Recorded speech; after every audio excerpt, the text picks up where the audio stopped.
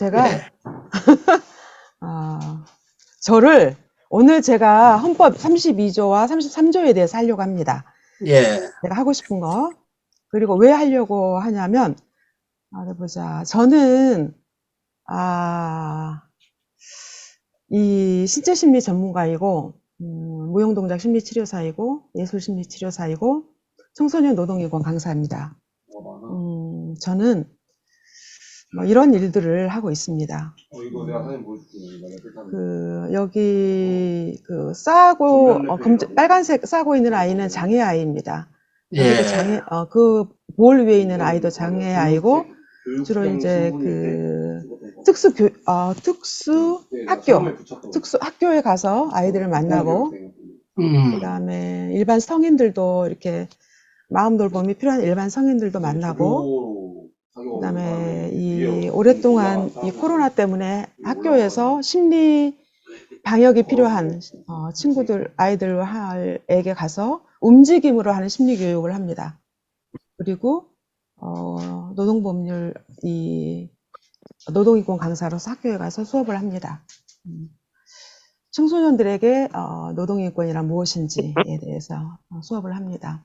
그리고 저는 이런 사람이에요. 좀 웃기긴 한데요.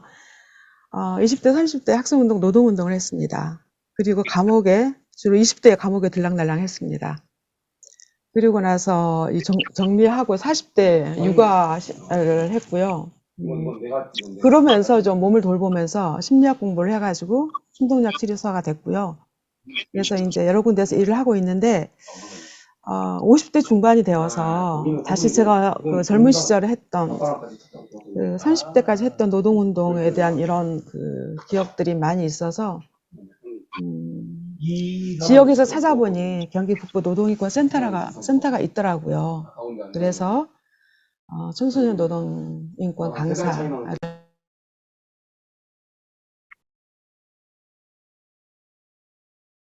선생님, 그게 강의하시는 곳이 시민단체예요? 시민단체? 소리가 안 들려요. 예, 음소거 해놨어요, 선생님. 음소거 푸셔야 되겠다. 아래 내리셔서 음소거 해제. 선생님, 음소거를 해놨어요. 안 돼요, 안 돼서. 이제 됐다. 예, 이제 됐어. 예. 그럼 제가 지금까지 했던 말 하나도 못 알아듣. 아니, 중간에까지 했는데. 갑자기 음소거가 됐어요? 예, 갑자기 그렇군요. 그랬어요. 네. 주변이 되게 시끄러워요. 네.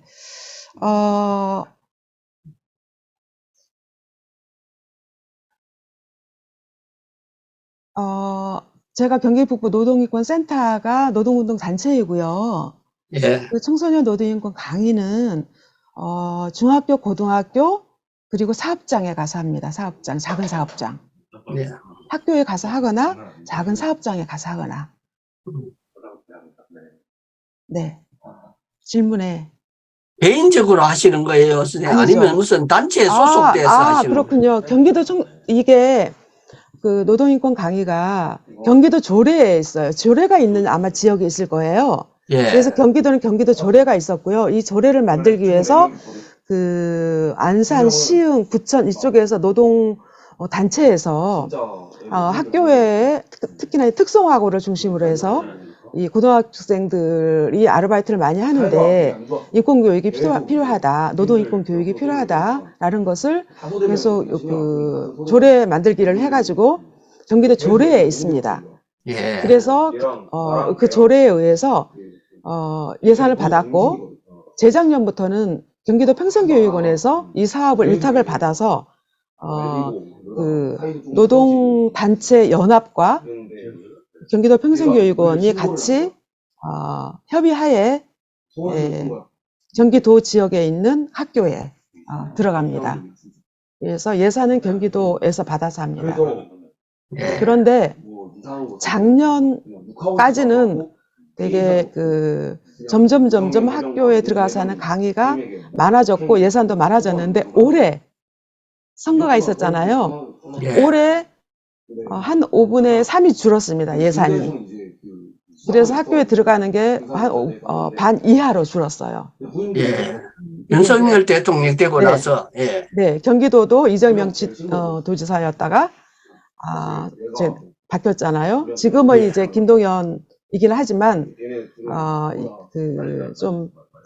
내년이 어떻게 될지 귀추가 주목되는데 늘지는 않을 것 같아요. 줄어진 상태이고 또 하나의 변수는 교과 과정에 그 노동이라는 분야가 들어갔대요. 그렇지만 새로운 교과 과정에서 보니까 다시 노동이 완전히 삭제된 상태로 편제가 되었다라고 그러더라고요. 그래서 저희는 교과 과정에 노동 파트가 들어가면 이제 저희들이 일은 어느 정도 이제 마무리가 되겠구나 했는데 지금 약간 이 정권이 바뀌고 이러면서 좀 붕 떠 있는 상태입니다. 그래서 예산은 줄어들었고 학교에서는 안 하고 그래서 이렇게 좀 확대되어 오던 이 역할이 굉장히 수세에 확 몰린 거죠. 네, 그런 상태입니다. 그래서 이제 이어서 하겠습니다. 그럼 넘어가야 예. 돼가지고요. 예. 제가 헌법 32조 33조를 다루고 싶었던 것은 제가 학교에 가서 강의를 할 때 노동인권 교육이기 때문에 그 근거를 헌법 32조 33조를 가지고 얘기를 합니다. 그런데 학교에서는 아이들한테 얘기할 때는 이제 이런 게 있어. 헌법에 이런 게 있어. 라고 얘기하고 이런 근거하에서 노동자의 개념, 그 다음에 노동자의 권리, 그 다음에 청소년 노동 인권의 현실, 그 다음에 청소년들이 가져야 될 어떤 의식과 또 구체적으로 이렇게 아르바이트를 할 때 가져야 될 권리 내용 이런 것들을 가지고 이제 세트로 교육을 하러 들어갑니다. 그런데 이제 제가 하면서 헌법에 대해서 제가 이 지금 헌법 스쿨에 들어오고 싶었던 것은 이렇게 헌법을 접하게 됐어요.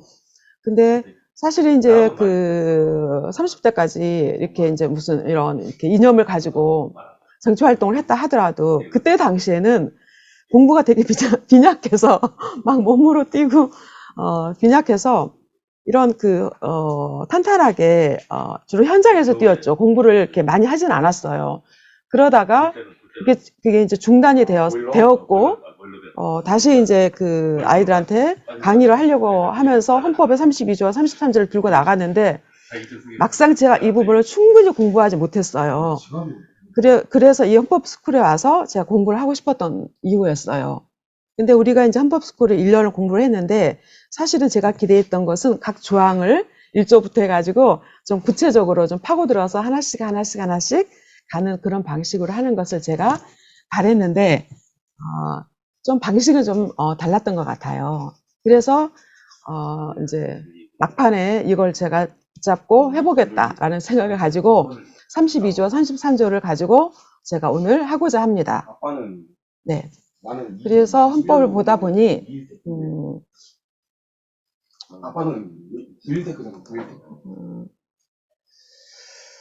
이렇게 헌법 과정 이런 이제 개정 과정이 있었고 빨간 글씨가 전면 개정한 거예요. 4번의 전면 개정 과정이 있었는데 5.16 혁명 이후에 유신 때 이제 박정희 때고 나머지는 전두환 그다음에 노태우 이렇게 해서 전면 개정의 과정이 있었습니다. 그래서 이걸 좀 제가 일별하고 싶어서 이렇게 정리했고요.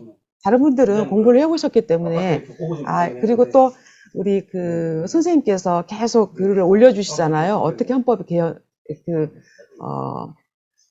개정되고 왔는지 이걸 계속 글들을 올려주셔서 또 이제 그것도 참고하셔서 잘 알고 계신 것 같아요. 그런데 저는 이게 일목요연하게 머릿속에 잘 없어서 한번 정리해 봤고요. 이번 기회에. 그래서 이제 32장부터 하나씩 살펴보려고 합니다. 재헌헌법은 48년도에 나온 거고 처음에는 이 32조가 어떻게 변화되어 왔는지 그리고 그 내용은 어떤 것인지 제가 이런 식으로 살펴볼 거고 33조는 어떻게 변화되어 있는지 그 내용은 어떤 건지 이렇게 살펴보려고 합니다. 그래서 재헌헌법 32조 재헌헌법은 옛날에는 17조였어요. 그래서 가장 깔끔하게 모든 국민은 근로의 권리와 의무를 가진다. 근로조건의 기준은 법률로 정한다. 여자와 소년의 근로는 특별한 보호를 받는다. 이렇게 됐고요. 그 다음에 부분 개정들을 하는 사이에서는 이걸 손대지 않았고, 62년 5.16 혁명 이후에 전부 개정을 했더라고요. 그때 28조로 바뀌었고, 이런 것들이 들어가요. 근로의 권리를 가진다. 그 다음에 근로의 의무를 가진다. 근로조건은 법률로 정한다. 여자와 소년의 근로는 특별한 보호를 받는다. 이렇게 이제 좀 빨간 글씨가 제가 바뀐 부분을 빨간 글씨로 했습니다. 이렇게 됐고, 저는 이거를 아이들한테 수업을 할 때 도대체 근로의 권리는 좀 설명을 할 수 있는 것 같은데, 근로의 의무를 준다는 게 도대체 무슨 의미인지를 잘 모르겠더라고요. 제 말로 표현을 할 수가 없었어요. 그래서 이번에도 공부를 하면서 근로의 의무에 대해서 좀 밝히는 게 저의 좀 목적 중에 하나였고요. 그 다음에 28조이고, 그 다음에 28조가 제 9호에서는 이렇게 바뀌더라고요. 이게 전부 개정 그 전에 전부 개정의 과정이 있긴 9호에서는 조금씩 이게 더 보강되는 방식으로 가는 것 같더라고요. 32조는 1조에서는 적정임금 보장 이 부분이 더 추가가 됐고요. 그 다음에 2조는 그대로이고, 그 다음에 2항 그대로고, 3항 근로조건의 기준은 인간의 존엄성을 보장하도록 법률로 정한다. 이게 추가가 됐어요. 이게 이제 전두환 때잖아요. 전두환이 자신의 이런 정권의 어떤 그런 설립의 근거, 명분을 갖기 위해서 그런지 아무튼 여기에 이게 들어갔어요. 전두환 때 들어간 게 저는 좀 놀라웠고, 그 다음에 4항은 그대로고, 5항이 유공자, 상위군형, 전물군경, 유가족이 어떤 우선적으로 근로의 기회를 갖는다. 이게 들어갔더라고요. 그래서 전두환 때 이렇게 전두환 때 좀 더 보강되어서 좋아진 게 있었고요. 32조가. 그 다음에 마지막으로 이제 87년 민주화 대투쟁 이후에 정부 개정이 한번 되어서 1항은 이 적정한 임금이 최저임금제로 좀 더 구체화되었고, 그다음 2항 그대로, 3항 그대로, 4항이 이제 여자의 근로가 고용임금 조건에 있어서 부당한 대우를 받지 않는다라는 부분이 좀 더 구체화되었고, 연소자의 근로라고 이렇게 4항, 5항으로 여자와 연소자가 이렇게 분리되어서 좀 더 구체적으로 되었고, 6항이 있고, 그래서 재헌헌법부터 해서 32조 이 10호까지 87년 10호까지 진행 과정을 보면 후퇴한 건 없어요. 조금씩 시간이 갈수록 더 추가되어서 좀 더 사회권의 측면에서 보면 좀 더 발전했다라고 볼 수 있는 것 같습니다. 그래서 이걸 하나씩 제가 살펴봤습니다. 그랬더니 도대체 근로의 권리가 무엇인지를 이제 헌법 10호를 보고 하나씩 조목조목 보고 싶어서 봤고요. 1항의 근로의 권리는 왜 근로의 권리가 나왔을까 했을 때 그 유래가 근로의 권리가 이렇게 헌법에 들어가게 된 그 지점이 이제 산업혁명 이후에 그리고 산업화가 되면서 생존권의 문제가 중요한 문제가 되면서 노동자가 이런 노동력을 팔 수 있는 그런 존재로서 생존권이 보장이 돼야만 일을 할 수가 있잖아요. 그래서 노동자가 살아갈 권리가 살아갈 권리를 가져야만 일을 할 수 있게 된 부분에 의해서 노동자 근로가 권리가 된 지점이고, 근로의 권리는 그래서 제가 이해를 할 수가 있었어요. 그런데 그리고 이제 또 하나 이 1항에는 근로자의 고용의 증진과 적정임금 보장 이 부분이 이제 들어가 있잖아요. 그래서 이 부분도 우리가 충분히 좀 이해할 수 있는 부분인 것 같아요. 노동권이란 근로 능력과 의욕을 가진 사람이 사회적으로 근로할 기회의 보장을 요구할 수 있는 권리를 말하는 거고, 헌법재판소에서는 이제 사유권으로서 사회적인 기본권으로서 이 부분을 얘기하고 있고, 사실 사회적인 기본권으로서 노동자의 근로의 권리와 좀 더 그 권리가 확대되는 것은, 사유권으로서 더 확대되는 것은 이미 산업혁명 시기부터 해서 계속 꾸준히 지금까지 노동자의 투쟁을 통해서 이어온 부분이라고 생각이 들고, 그 다음에 고용에 대해서는, 뭐, 고용정책 기본법, 뭐, 직업안정법, 근로자 직업능력개발법, 뭐, 장애인 뚝뚝 해서 이런 법들이 계속 만들어지고 있고, 마지막으로 최저임금제법도 이거 하다 보니까 1986년도에 노태우 때 최저임금법이 만들어졌고 88년도에 최초로 이거를 시행을 했더라고요. 그래서 이 부분은 계속 발전되어 왔다라고 좀 볼 수 있고요.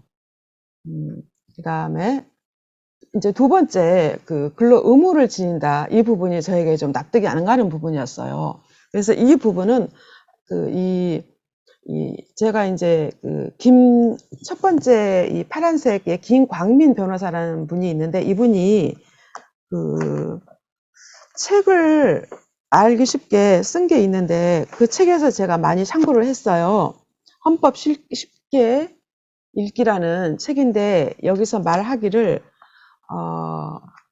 이제, 지금은 이 변호사는 헌법에 근로라는 말보다는 노동이라는 말을 사용하고 노동자라고 써야 되는데, 근로라는 말 자체가 이미 주체가 노동자가 아니라는 것을 가지고 있고, 그런 상태에서는 근로의 의무란 말이 지금은 맞지 않지만 어쨌든 근로의 의무가 내용과 조건을 민주주의의 원칙에 따라서 법률로 정한다고 되어 있지만, 예전에는 그게 뭐 이제 영국의 구분법에서는 불황인들이 막 이렇게 있으니까 그들을 강제로 수용해서 노동을 할 수 있는데, 불황인으로 일하면서 노동을 안 하고 있는 이런 사람들을 끌어다가 이제 노동을 시키는, 그래서 뭐 강제 노역이 됐든 어쨌든 이렇게 국가가 필요로 할 때 근로의 의무를 제공해야 되는 지점에서 근로 의무라는 말이 생겼다라고, 이제 그리고 그게 헌법에 들어갔는데 지금 그게 의미가 있느냐, 이런 이제 문제 제기를 하고 있습니다. 저도 좀 그게 그런 것 같아요. 그래서 이 김광민 이 변호사는 국민의 생존권 보장 자체는 국가의 의무이고, 산업화된 사회에서 노동자의 생존 조건인 일자리, 근로가 권리인 것이 당연하고, 그런데 국가의 산업화에 따라서 노동력을 확보하는 과정에서 근로에 지어진 의무라는 개념은 현대사회에서는 좀 받아들이기 어렵다. 일하지 않는다는 이유로 국민의 근로의 의무를 위반했다고는 할 수 없기 때문이다.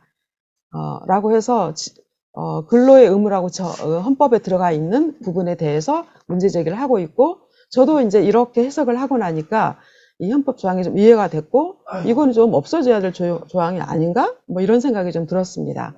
그래서 임금을 위해서 노동력을 제공하는 것은 근로보다는 노동이라는 하는 것이 적합해 보인다라고 해서, 제가 이걸 아이들한테 어떻게 설명을 할지에 대해서 저의 입장을 좀 가질 수 있게 되었습니다.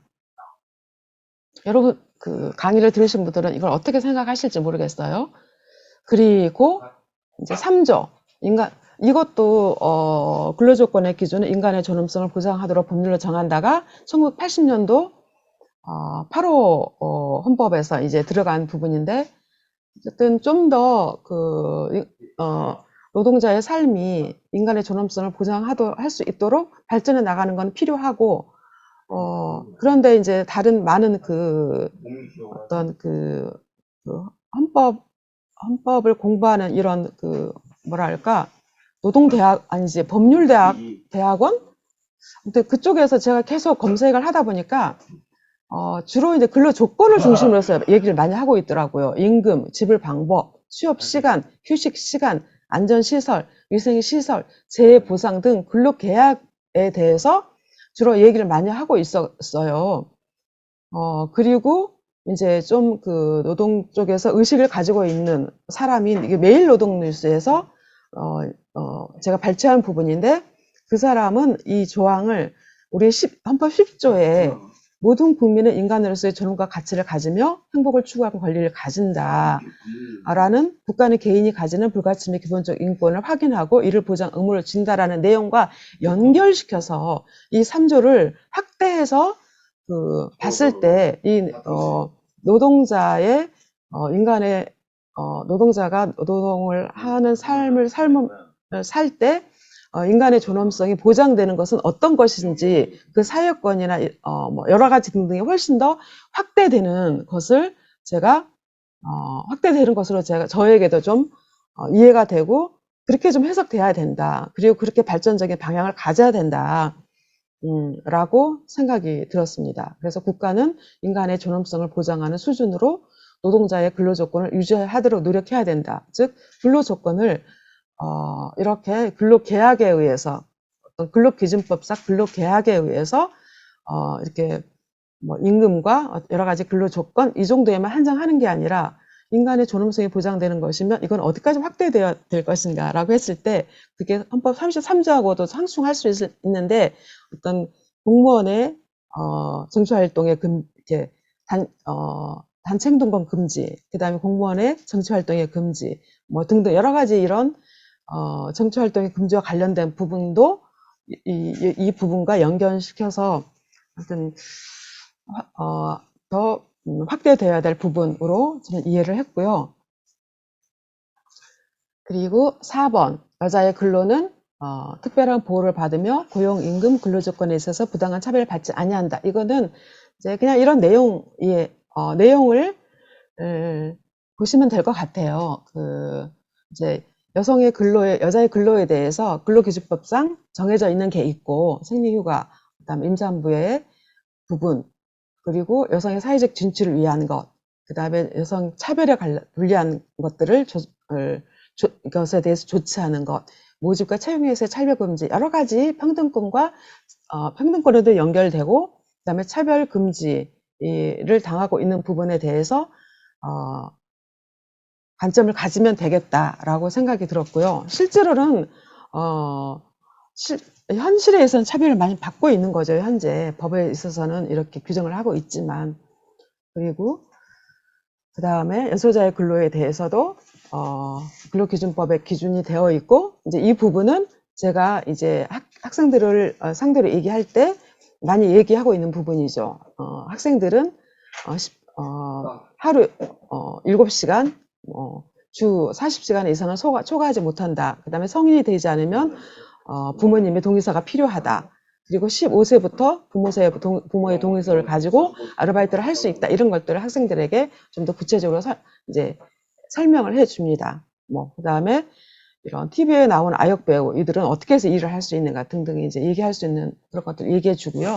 그래서 이렇게 32조를 봤을 때 32조는 이런 좀 구체적인 내용들도 있지만 좀 더 포괄적인 의미에서 그 의미를 어떤 헌법 10조와 연결시켜서 좀 더 확대된 의미로 그리고 발전적인 방향을 갖는 게 필요하다라고 저는 32조를 정리를 했고요.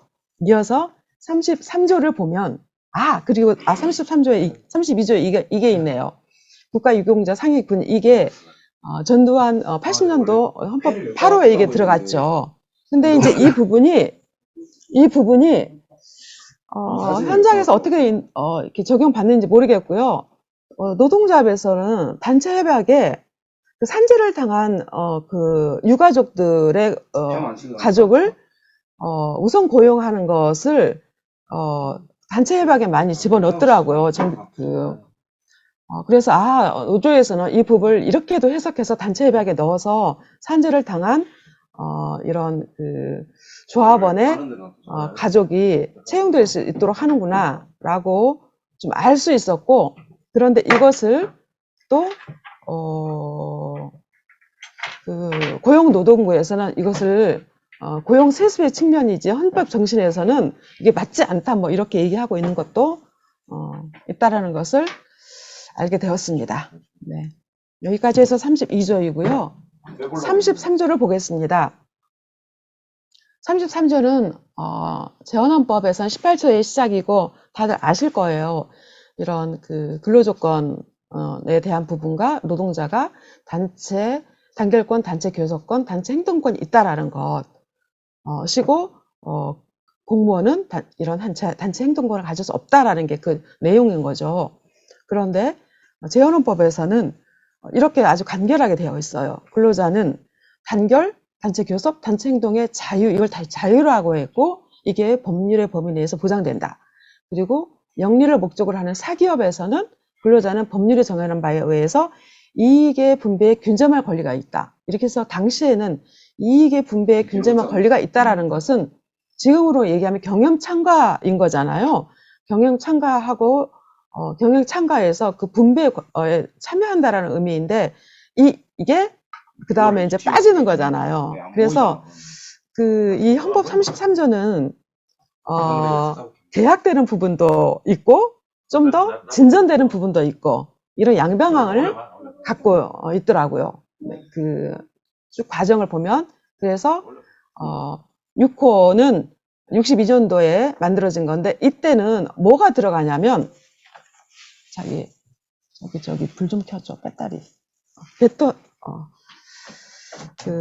들어가냐면 근로조건의 향상을 위하여가 합니다. 저는 이 근로조건의 향상을 위하여라는 게 없었죠. 근데 사실 그 헌법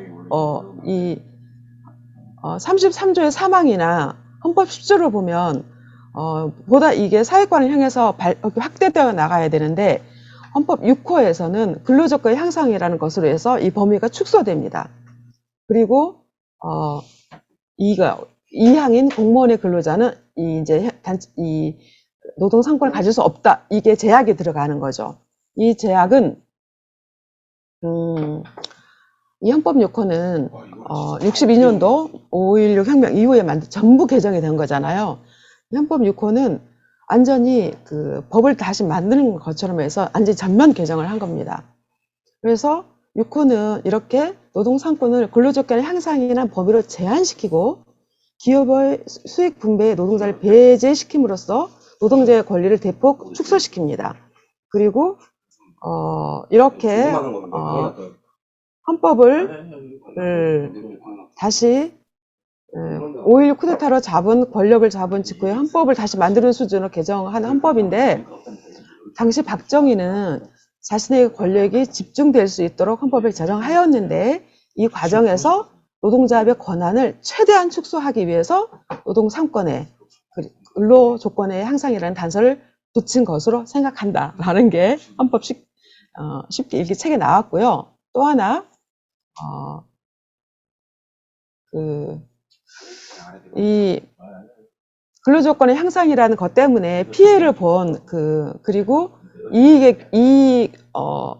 사례가 하나 있어요. 이거는 97년도 이 IMF 이후에 구조조정 때 한국조폐공사에서 파업을 한 사례인데 이때 이제 그 구조조정 때문에 대기업 인력 감축 때문에 노동조합에서 전면적인 파업을 한 거죠. 그랬을 때 조폐공사 이때 직장 폐쇄로 대응을 했는데 이때 공안부장이었던 진형구가 이렇게 한 거예요. 조폐공사 사장한테 전화를 걸어서 좋지 않은 정보 보고가 올라온다. 서울이 시끄럽다. 빨리 직장 폐쇄를 풀고 구조조정을 단행하라. 위법성 시비가 있는 직장 폐쇄를 처리하라. 임금 협상과 관련된 파업은 불법이 아니어서 재합이 곤란하므로 공기업체 개혁에 차질이 생긴다. 그러면서 구조조정에 반대하는 파업은 불법이고 임금 협상은 불법이 아니다. 그러니까 임금 삭감안을 가지고 노조와 협상하려 하지 말고 구조조정을 해라. 그럼 구조조정이라는 것은 임금 협상 이런 근로조건 개선이 아니고 어떤 경영권에 관련된 것이기 때문에 불법 파업에 해당된다. 그래서 불법 파업은 공권력을 투입할 수 있다. 뭐 이렇게 이제 얘기를 한 거예요. 이때 당시에 이게 문제가 돼가지고 이제 이게 대단히 문제가 됐었는데 이게 어떻게 축소가 되냐면 이 사건이 이 진형구라는 사람을 뭐 이렇게 무슨 이제 전화를 해가지고 이렇게 했다 이런 게 아니고 직장 구조 조정 이걸 제가 지금 정확하게 옮기기가 어려운데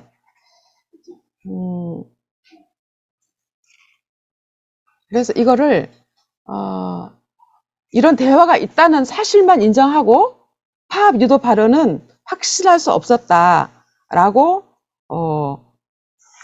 했대요. 그래서 이런 구조조정을, 직장 폐쇄를 풀고 구조조정을 단행하라는 대화만 사실로 인정을 하고 파업 유도 발언은 없는 걸로 이렇게 쳤다라는 이런 게 있습니다. 그래서 근로조건을 이렇게 법을 제한했을 때 어떤 영향을 끼쳤는지 사례 하나를 제가 가져와 봤습니다. 그리고 그 다음에 이제 문제가 된 공무원인 근로자는 노동 상권을 가질 수 없다. 이게 이제 바로 62년도에 만들어진 거잖아요. 이것도 5.16 군사 쿠데타로 집권의 민주적 정당성을 확보하지 못한 박정희 정권은 정권 유지를 위해서 강력한 권력이 필요했고, 이를 위해서 공무원 조직을 장악하는 필요가 있었고, 공무원 노동조합의 활동을 상상할 수 없었다. 그래서 공무원 노동조합 설립 및 운영에 관한 법률에서는 그 범위를 6급 이하의 공무원으로 제한을 했다고 합니다. 그래서 그 11조에서는 노동조합에서 이런 단체 행동은 있을 수 없다라고 했고, 교원노조법도 마찬가지로 징행의 금지를 했습니다. 그 교직원은 60년 당시에 그 4.19 때 1,500명의 교사가 노동자 결성을 했다고 합니다. 우리 선생님께 잘 아실 것 같아요. 그리고 5.16 때 수많은 교사가 해직되면서 실패했고, 그다음에 다시 이제 87년도 이후에 그 민주교육 추진위원회, 교자가 빠졌네요. 전국교사협의회가 결성되어서 87년 9월에 정교협이 창립됐고, 그게 토대가 되어서 89년에 정교조가 만들어졌죠. 근데 정교조는 불법으로 간주되었고, 당시에 1527명의 교사가 파면되었고, 선생님도 그때 이제 파면되신 거 아닙니까? 저는 그렇게 좀 알고 있고요. 그다음에 아무튼 그때 이제 좀 재밌어가지고 제가 이걸 가져왔어요. 당시에 정교조 식별법 이런 게 있었대요, 선생님. 그래서 오히려 이제 식별법이 있었는데 학교에 배부한 공문이 오히려 정교조 교사의 명예를 지켜 세운 사건으로 회자되고 있다라는 거예요. 재밌어가지고 제가 가져와 봤습니다. 내용이 참 눈 가리고 아웅이고 참 그런 것 같은데, 손질을 받지 않은 교사, 학교에서 아이들과 신문을 내고 글을 받아서 문집 활동을 하는 교사, 형편이 어려운 학생들과 상담을 자주 하는 교사, 동아리에서 신문의 민속 탈춤, 민요, 노래, 연극을 가르치는 교사, 지나치게 열심히 가르치는 교사, 학생들의 자율성, 창의성을 높이려는 교사, 생활 한복을 입고 풍물회를 조직하는 교사, 직원 회의 때 교장 선생님의 말에 원리 원칙을 따지며 토를 달고 발언하는 교사, 이런 선생님들이 이제 정교조 선생님이었다라고 했는데, 아이들은 너무너무 좋아했겠죠, 이렇게 하면. 그리고요, 헌법 6호가 이랬습니다. 그리고 그게 어떻게 영향을 끼쳤는지를 지금 보고 있고요. 그 다음에 이게 이제 거의 그 헌법 6호에서 1962년도에 5.16 직후에 만들어진 이 헌법 32조는 거의 그대로 가요. 그리고 오히려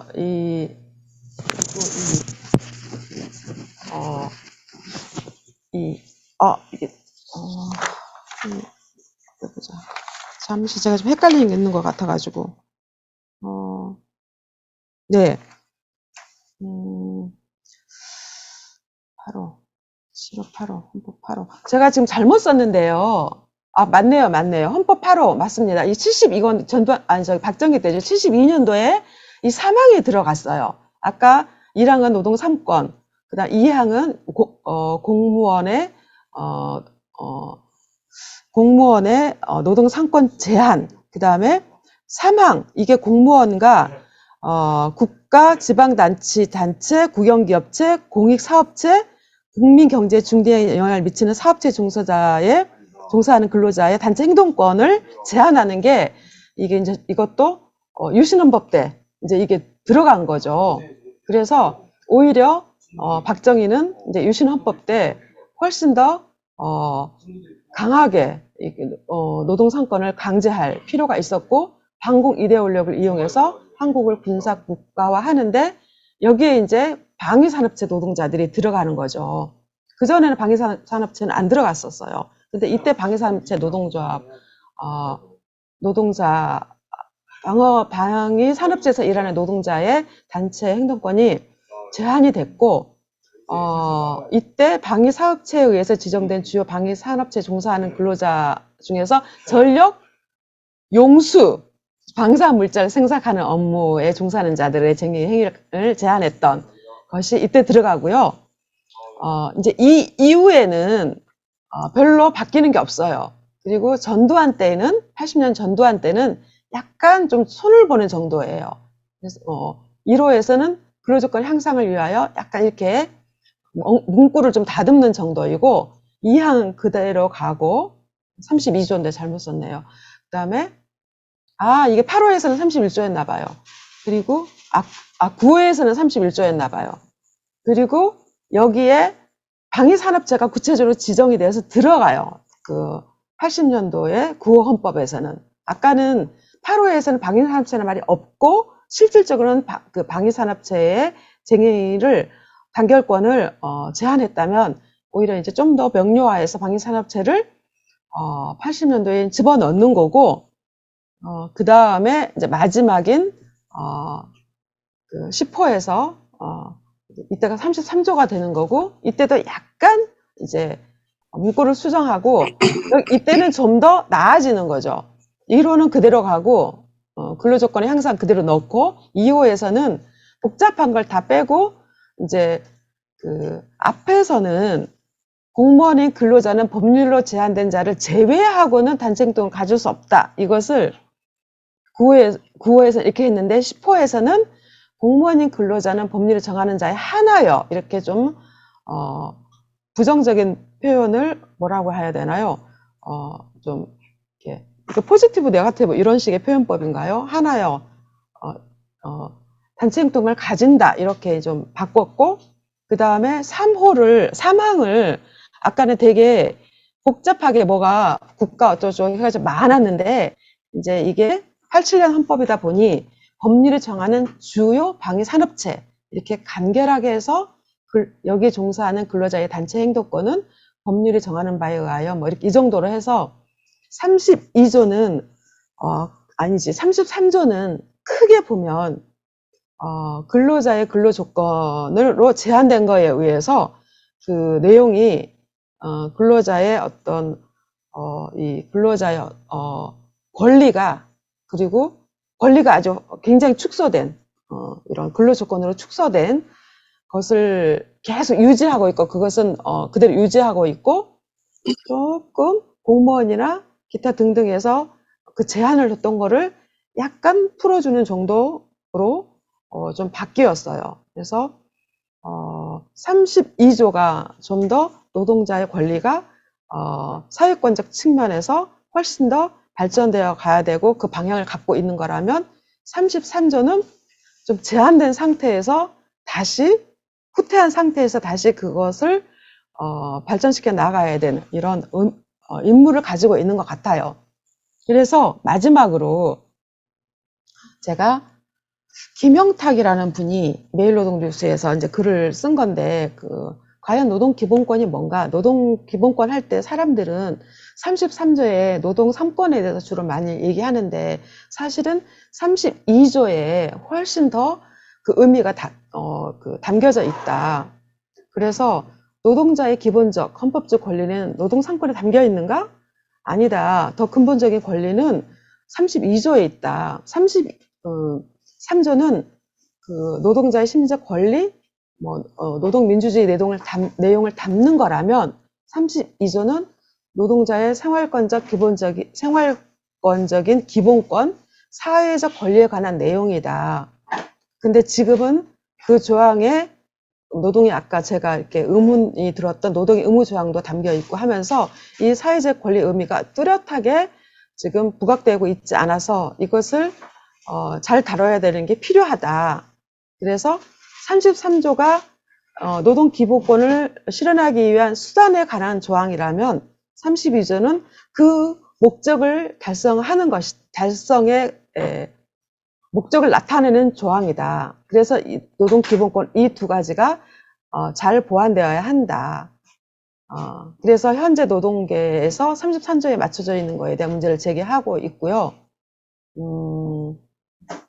그래서 이제 32조의 권리를 확대할 수 있도록 해야 된다. 그러면서 몇 년 전에 심상정 의원이 그 헌법 33조 위원회 뭐 이런 걸 구성했었는데 이제는 32조 포럼 이런 걸 만들어서 노동 기본권을 근본적으로 재탐구하고 노동자의 생활상의 권리, 사회적 권리를 포함한 기본적 권리를 실현하기 위한 것들을 찾아내야 되고 내야 한다. 이렇게 필요하다.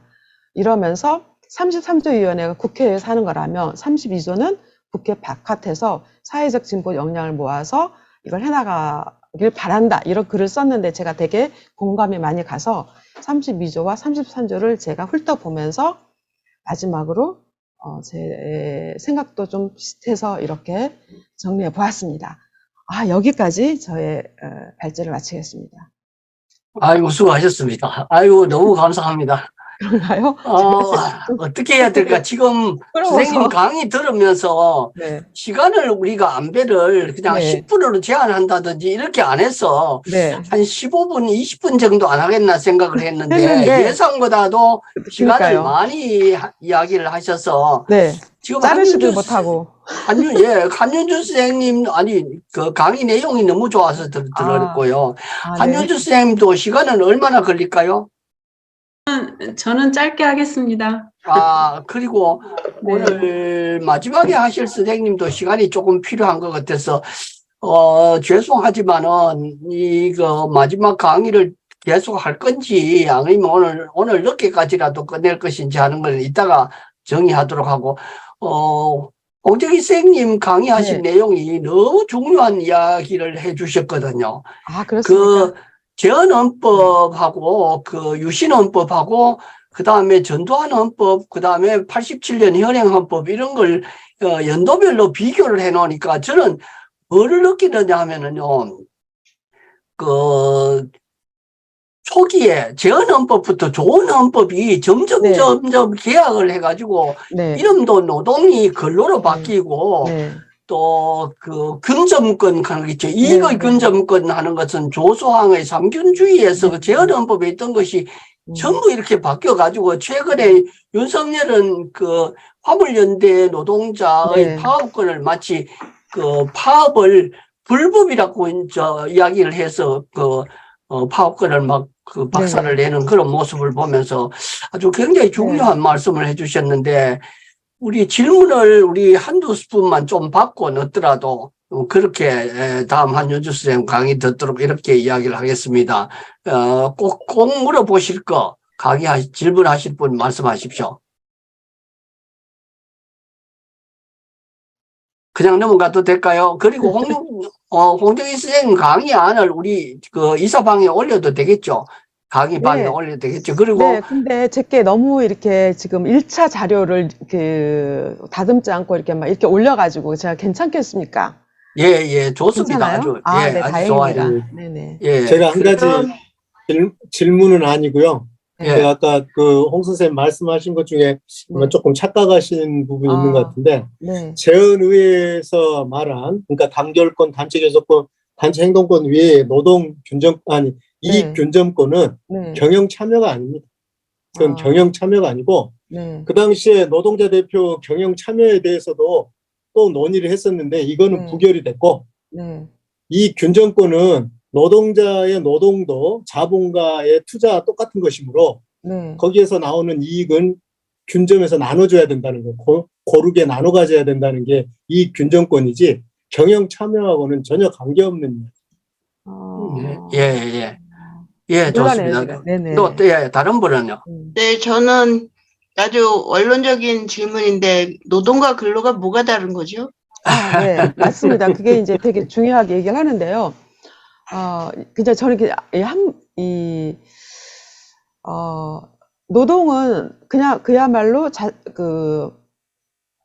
힘쓸로 노동, 움직일 동, 자기의 몸을 움직여서 일을 하는 이런 걸 이렇게 그냥 풀이하면 그렇고, 그다음 근로는 부지런할 끈, 또 힘쓸로 해서 이제 부지런하게 일을 한다라는 것인데, 이렇게 설명 막 했어요. 제 학교에서 애들한테. 그러면서 노동을 할 때는, 좀 더 노동을 사고팔고 하는 것에 대한 어떤 주체성이 나한테 있다. 그렇지만 근로라 하면 좀 더 그것을 가지고 있는 사람에게 부지런히 일을 해서 해야 한다라는 의미가 좀 담겨져 있다. 그래서 이걸 사용하는 사람들에게 좀 더 이렇게 어떤 이렇게 조정을 하는 내 노동력을 사용하는 게 이제 사용자에게 있다. 뭐 이렇게 해서 뭐 설명을 했고 남자 노동자로서의 주체성은 이제 노동에 있다라고 이렇게 얘기를 하고 노동자라고 해야 된다라고 얘기하고 또 하나는 이제 역사적인 맥락에서 이승만 이후에 특히나 이제 이승만 이후보다도 이 박정희 이후에 굉장히 근로라는 말을 많이 사용하고 노동이라는 말이 완전히 쑥 들어가고 그다음에 모든 언론에서 이렇게 계속 근로자라는 말을 사용하면서 이런 그 사회 역사적인 또는 이런 정치적인 의미를 갖는 것에서 권력을 가지고 있는 사람들은 근로자라는 말을 더 선호한다. 그리고 노동자라는 말을 그걸 좋아하지 않는다. 막 이렇게 이제 설명을 합니다. 네. 그게 영어로 우리가 말해보면 노동인지 근로인지 그걸 왜 그렇게 했는지 금방 들통이 나거든요. 네. 사실은 레이버라는 것이 네. 다른 유엔의 기구 같은 데는 노동자, 노동절 이렇게 이야기를 하지 근로하는 말은 없거든요. 근데 박정희 같은 악랄하게 노동을 탄압하고 노동을 없이 여기고 무시하던 사람들은 노동을 근로로 바꾸면서 화이트 칼라하고 블루 칼라 이렇게 나누면서 화이트 칼라는 책상에 앉아가 일하는 사람이고 블루 칼라는 육체적인 노동을 하는 사람 이런 식으로 분류를 해놨더라고요. 근데 사실은 그게 분류할 일이 아니고 이 정신노동이라는 것은 육체는 내버리고 정신만 일하는 게 어디 있어요. 또 육체 노동하는 것도 정신없이 육체를 움직여 일하는 게 있나요? 근데 말도 안 되는 짓을 그걸 만들어 가지고 하는 건데 사실은 근로라는 게 아니고 노동이라 왜 그런 말을 쓰게 되느냐 하면은 저는 볼 때 저쪽에 북한에서 노동절, 노동자 이런 이야기를 하니까 북쪽에서 쓰는 말을 우리가 쓰면 안 된다 해가지고 그래서 근로를 바꾸면서 아마 그렇게 된 거 아니냐 그렇게 이야기를 하더라고요. 이빈파 선생님 어때요? 네. 예, 비슷하게 저도 들어서 계속 이해를 못하고 어쨌든 노동이라는 용어 자체는 빨갱이다로 간주하고 우리 같이 국민학교를 나온 사람들 입장에서는 그게 꽉 박혀 있잖아요. 그럼에도 불구하고 지금 입에 붙어서 노동자, 노동운동, 노동문화 이런 이야기를 끊임없이 하고 있는데 헌법에서는 근로라고 나와 있는 이 부분이 굉장히 헷갈리는 수준이라 어쨌든 이야기 잘 들었습니다. 원래 교과서에 원래부터 2022학년 교육과정 개정에 보면은 그 전에 있던 근로라는 말을 빼뿌리고 노동으로 다 바꿨어요. 그렇게 해버리는 거 보면은 이게 노동이라는 걸 전시하는 옛날에 공돌이 공순이 하는 말 들으셨잖아요. 그런 사람들을 지칭해서 아마 노동을 비하시켜서 하는 말이 노동이고 노동을 정신노동이라 해서 책상에 앉아가 고결하게 이렇게 일하는 사람들을 근로라고 표현한 거 그런 것 같아요. 이빈파 선생님 잘 아시는 이야기 같아요.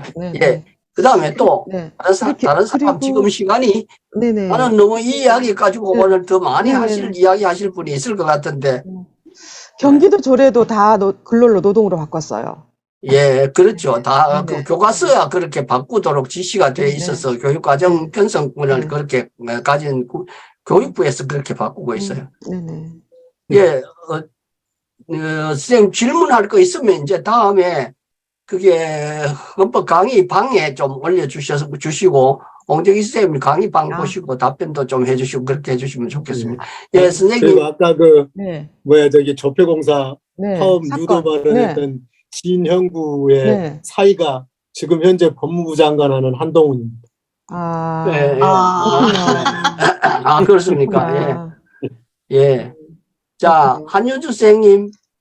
예, 알겠습니다. 선생님도 잠깐 본인 소개하시고 강의해 주시기 바랍니다. 네, 네, 선생님, 제가 좀 나가야 합니다. 예, 예. 네네. 네. 예, 잘 들어주셔서 선생님, 예. 감사합니다. 네. 예, 수고하셨습니다. 예. 네.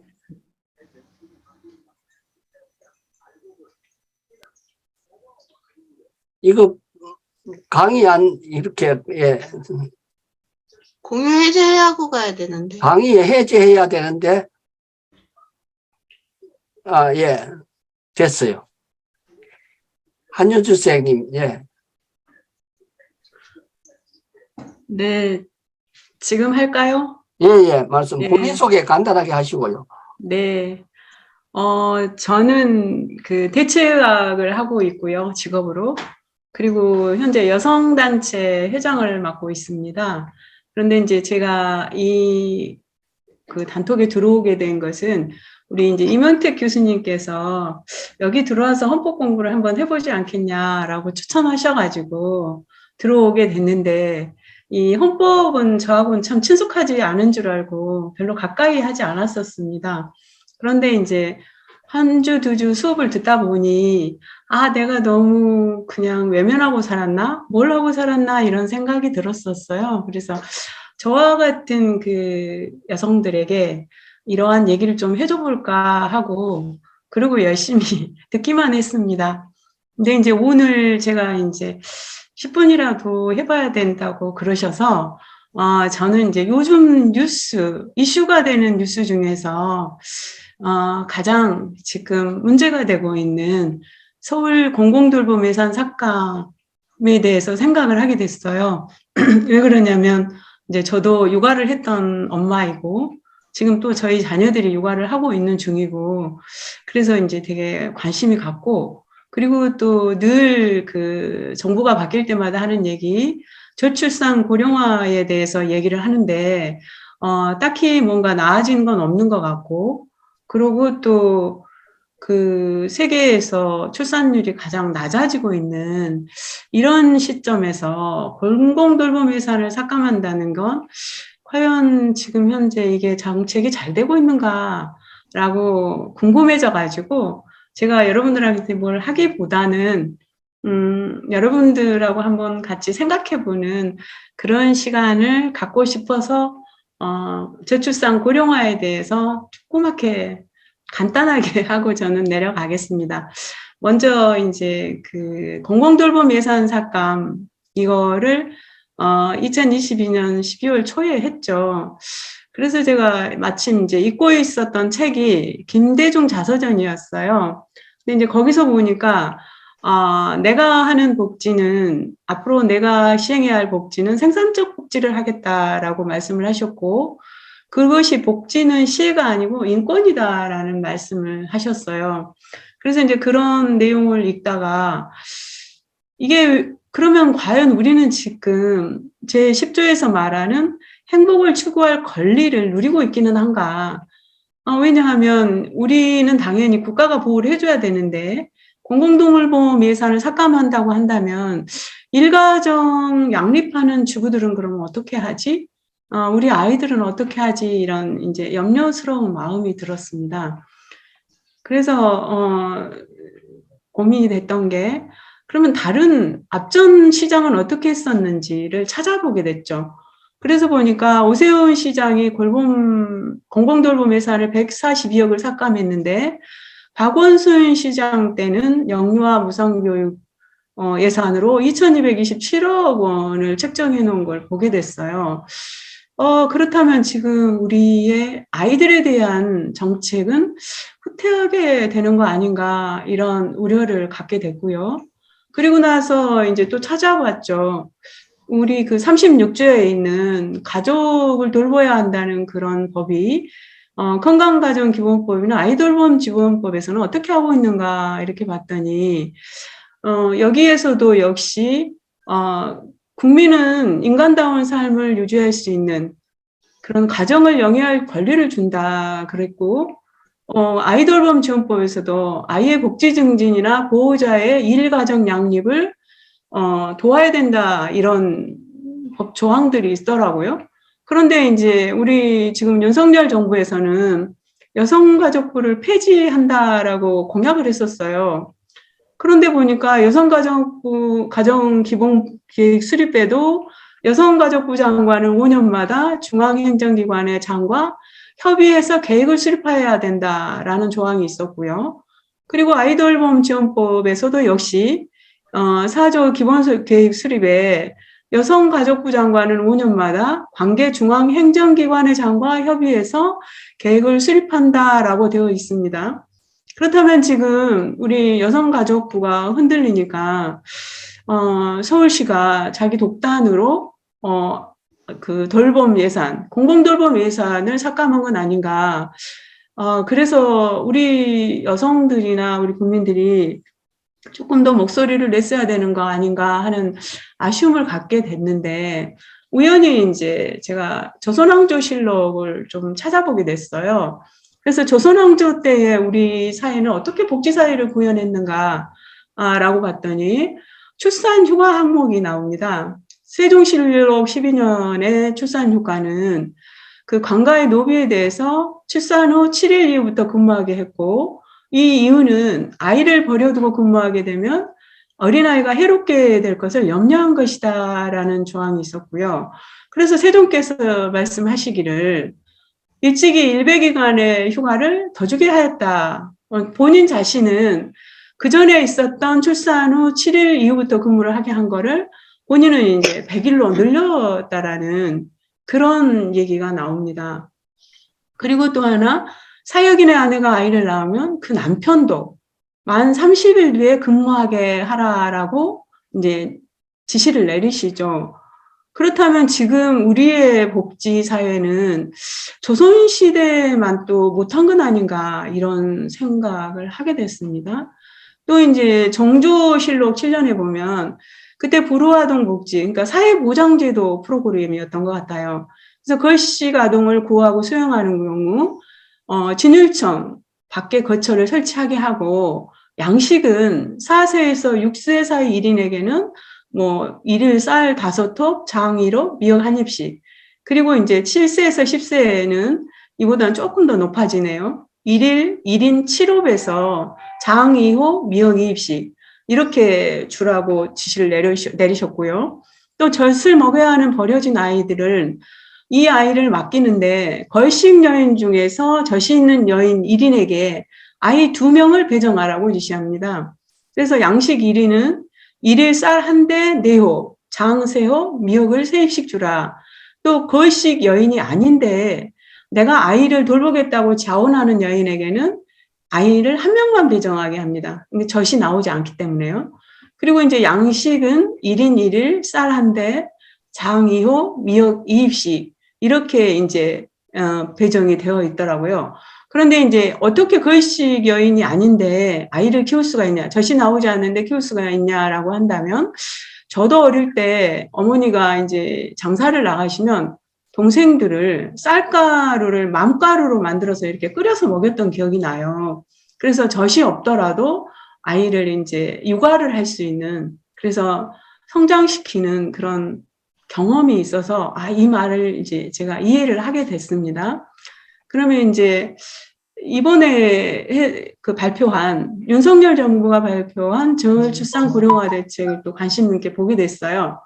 이제 말은 저출산 고령화 대책에 가닥을 잡았다, 이런 기간을 확대하고 정년 장량을 착수하겠다 이렇게 얘기를 했는데, 이것에 대해서 제가 이제 의문을 갖는 것이, 이번에 우리 159명이 그 참사를 당했죠.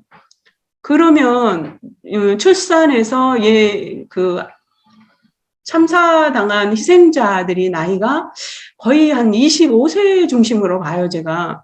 그러면 이제 우리가 그 1인을 육아를 하는데 드는 비용, 기간을 생각해 본다고 한다면, 저출산에 신경을 쓸 예산을 갖다가 그 참사를 예방하는 대로 돈을 좀 쓰면 어떨까? 세월호, 2014년 세월호 사건도 그렇고, 그 다음에 이번에 그 이태원 참사 사건도 그렇고, 저출산 정책하고는 역행하고 있는 건 아닌가라는 그런 생각을 제가 가졌습니다. 그래서 너무나 안타까웠고요.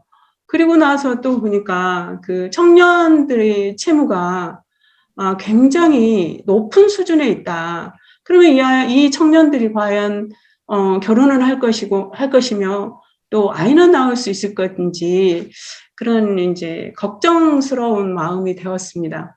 그래서 제가 공부한 건 여기까지고요.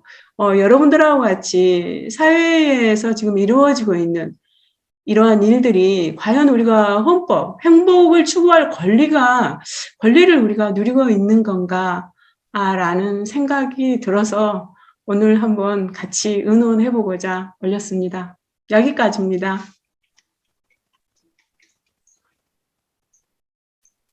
선생님 수고 많으셨습니다. 네, 감사합니다. 내릴게요. 네.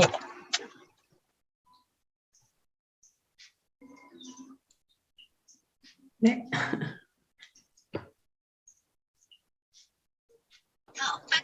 네, 저기 뭐야. 이학준 선생님 바로 네. 이어서 해주시면 좋을 것 같습니다.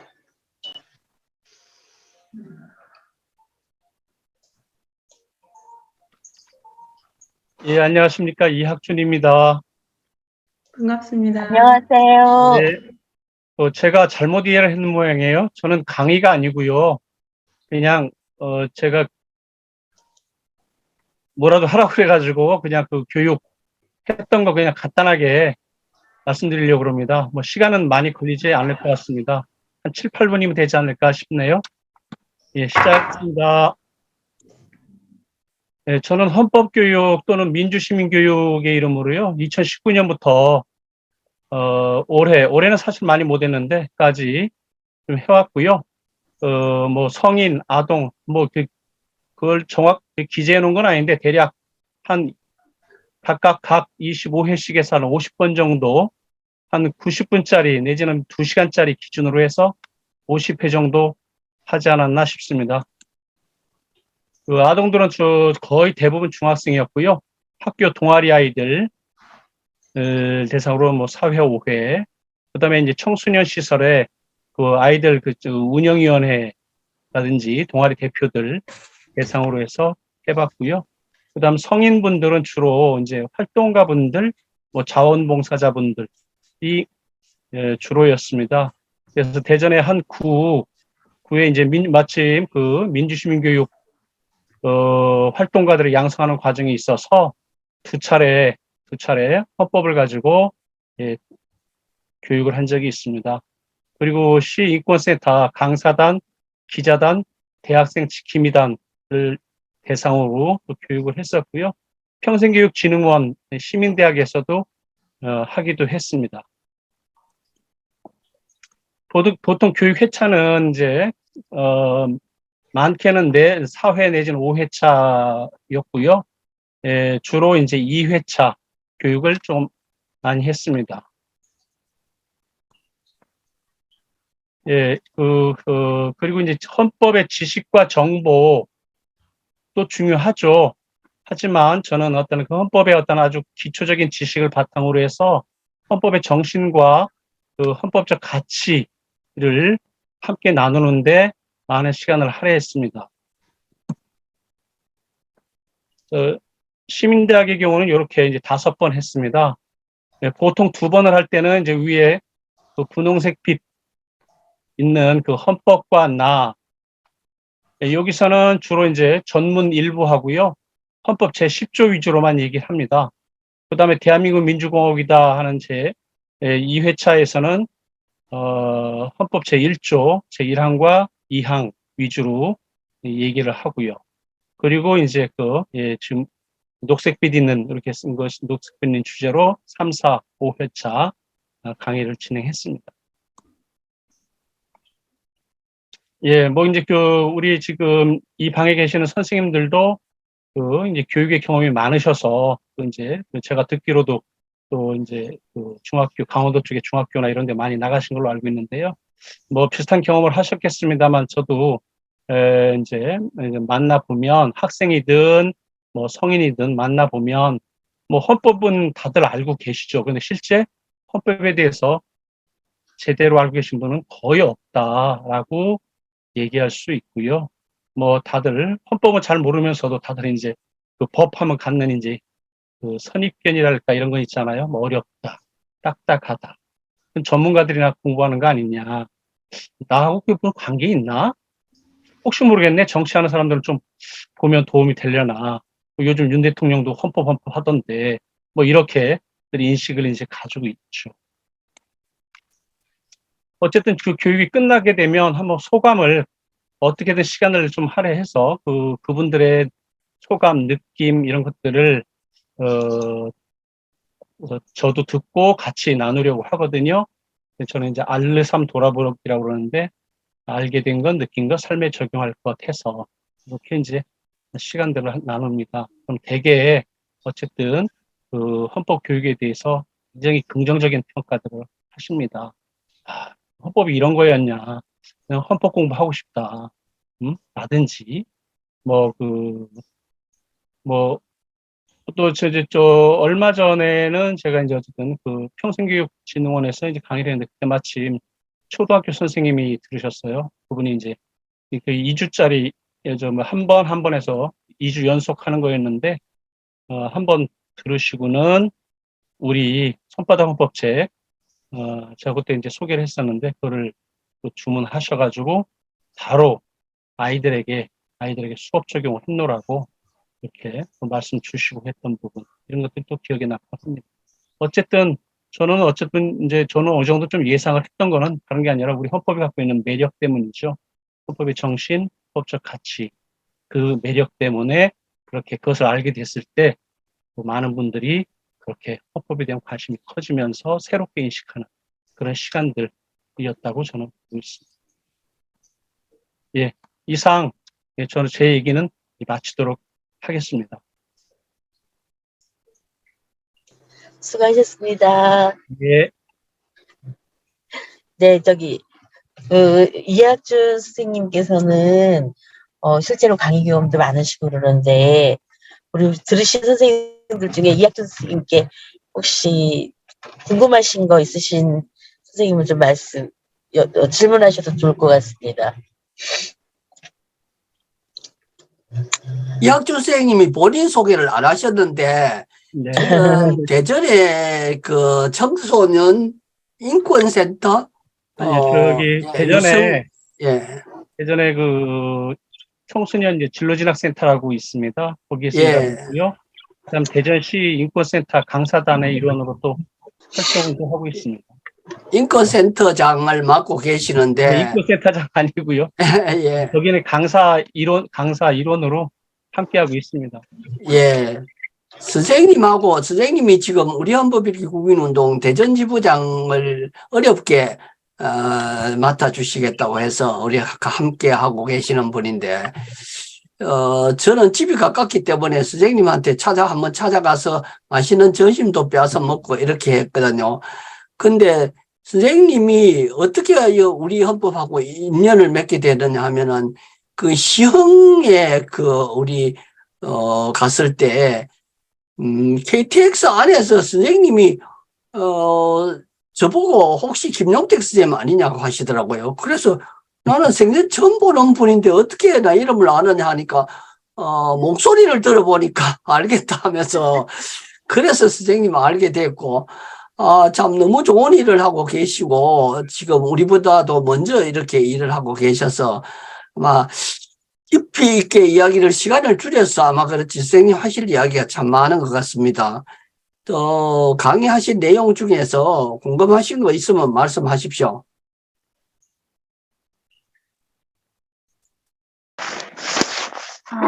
네, 선생님. 예, 이선아 선생님. 예. 네. 조금 전에 강의해 주신 선생님한테 여쭙는데요. 굉장히 다양한 대상을 상대로 강의를 하셨잖아요. 예. 그래, 난이도가 아마 꽤 있을 것 같은데, 예. 우리 어린 학생들하고 또 이제 나이 드신 분을 강의할 때 어떤 차이점이 있고 어떻게 다가가셨을까요? 제 강의와는 거의 차이 없습니다. 중학생을 대상으로 하든 성인 대상으로 하든 네. 기본 내용은 거의 차이 없고 약간의 어쨌든 접근하는 방식에 있어서만 좀 달리하고 있습니다. 네. 그러니까 우리 이제 젊은 학생들은 이렇게 좀 쉽게 다가가면 좀 이해도가 빠를 것 같은데, 제가 말씀드린 건 나이 드신 분들한테는 우리가 뭐 민주, 뭐 시민, 뭐 헌법 이렇게 하면 먼저 딱 그 보수적인 그 생각부터 딱 벽을 치시잖아요. 네. 그럴 경우에 어떻게 접근을 하셨는지 그게 궁금합니다. 예, 제가 만난 분들은 다행히 물론 이제 아까 말씀드린 대로 조금 이제 무슨 활동과 양성 과정에서 만난 분들도 계시고 해서 그런지 기본적으로 그런 분에 대한 거부감이 크시지는 않았고요. 그다음에 자원봉사자들 같은 경우 만났을 때 물론 그런 분들이 뭐 사회에 대한 어떤 그 이해나 이런 것들이 굉장히 깊이 있다라고 생각되지는 않습니다. 그렇지만 어쨌든 그분들도 열린 마음으로 잘 들어주셨어요. 예, 제가 만난 분들이 어떻게 보면 좋은 분들이어서 그랬는지 얘기대로 뭐 거부감을 갖고 이런 분들은 제가 그렇게 기억이 나지 않습니다. 네, 그러시군요. 감사합니다. 예. 예, 또 다른 분요. 하나 더 그냥 말씀드린다면 시민단체에서 전국의 YMC나 이렇게 몇몇 시민 교육에 관심 있는 사람들을 대상으로 좀 이제 맛보기 강의를 조금 했는데, 거기서도 정말 좋게 반응을 해주신 것이 뭐냐면, 거기 각 지역의 어떤 총장님들도 몇 분 계셨었는데, 당신께서 그 전에 어쨌든 청소년들을 대상으로 해서 이러이러한 헌법 교육을 해보려고 했는데, 참, 어떻게 풀어야 될지 어려움이 있었다. 그런데 오늘 좀 뭔가 조금 답을 찾은 것 같다라고 또 그렇게 하시면서 다시 한번 시도해 보시겠다라고 하는 분들도 계시곤 했었습니다. 네, 그러셨군요. 애쓰셨습니다. 혹시 경로당이나 이런 데는 강의하신 적 있으실까요? 경로당은 없고요. 예, 이제 조금 나이 드신 분들을 대상으로 해본 적은 있습니다. 네, 많지는 않고요. 예. 네. 그럼 선생님 만약 그런 경로당에 가서 이런 이제 우리 헌법 수업을 하신다고 할 때 어떻게 전개를 하실 건가요? 기본 내용은 다를 바 없습니다. 아까 말씀드린 대로 지식을 그렇게 하는 게 지식을 제가 전달하는 게 아니고요. 물론 기본적인 내용은 바탕으로 하되 우리 헌법이 갖고 있는 어떤 기본적인 정신 이런 부분들을 강조하면서 가니까요. 네. 제 입장에서는 그렇습니다. 네. 수고 많으십니다. 예. 예, 다른 분. 예. 이학준 선생님 강의하신 내용도 혹시 궁금한 사항이 있으면 앞으로 헌법 강의방을 활용을 좀 많이 해주시면 좋겠어요. 예. 오늘 세 분 강의라고 하니 그런데 어쨌든 좋은 말씀 감사하고요. 수고 많으셨습니다. 고맙습니다. 예. 우리 강정미 선생님 광고 말씀해 주시고 오늘은 사실상 방학하는 마지막 시간이라서 예, 다음 강의하고 예고하고 좀 말씀해 주십시오. 네, 수고들 많으셨습니다. 이제 연말 연시잖아요. 12월 28일 정말 막바지까지 이렇게 참여해 주시냐고 수고 많으셨고요. 저희는 이제 예고대로 1월은 방학을 하겠습니다. 그리고 2월 달 저희 수료 전에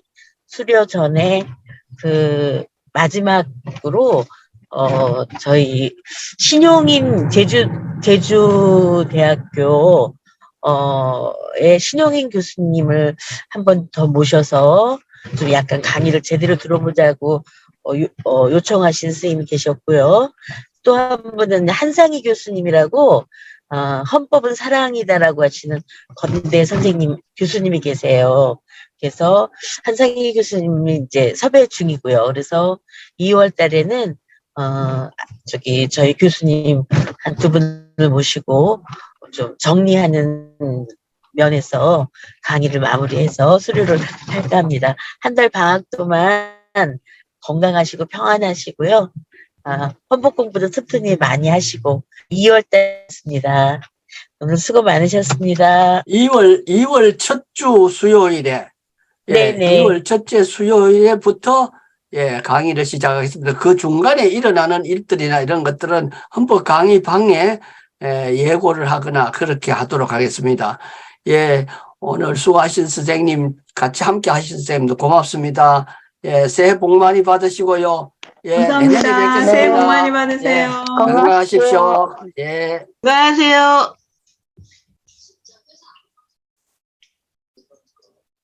안녕히 계세요. 이민혁 쌤 오셨네.